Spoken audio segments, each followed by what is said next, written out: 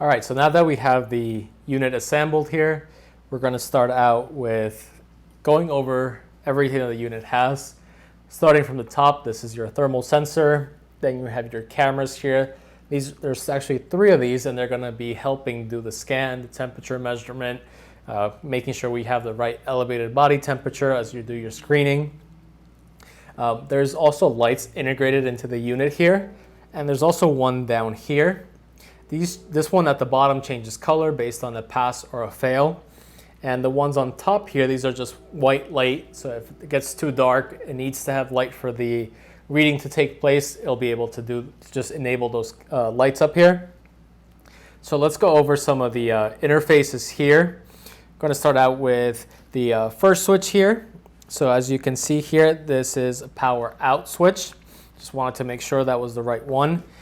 Then you have an Ethernet connection. The Ethernet connection is to manage the unit. You can manage this from a browser. You don't have to be attached to the unit at all. You have a USB port here as well. And then you have your advanced connections here. There are several of these. There's actually 6 of these connections you can do. The first one is you have a normally closed. This is the normally closed 2 with IO2, positive and negative. You also have a normally closed 1 with IO 1 and 2. Then you have your alarm in 2, your ground. And these are actually all labeled, so notice I'm looking through them because there's a lot of them here. Then we have our second IO, as I mentioned. We have a Vigan interface, and you have your Vigan in 0, in 1, and ground. I know we've been getting some questions on which ones exactly do we have, so we have all the 3 standard here.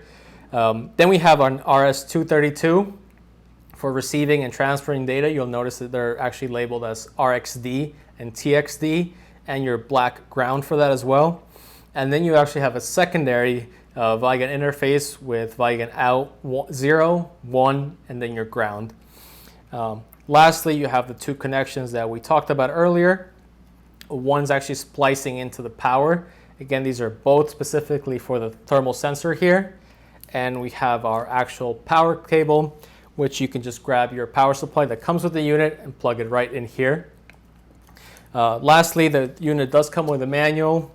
By the time you see this video, you're probably going to be looking at some of our quick start guides, which will have everything the manual has, plus these videos here to help you go through it. As I mentioned, you do have additional screws and replacements you can add into the unit. And it also comes with a little hood. So the little hood, I personally don't find useful here at all. And you can't actually use it with the thermal sensor. But if you were not going to use the thermal sensor, you could use the hood. Basically just attaches right underneath here. And that pretty much covers everything on the general overview of the Cantronic systems FSM 3000.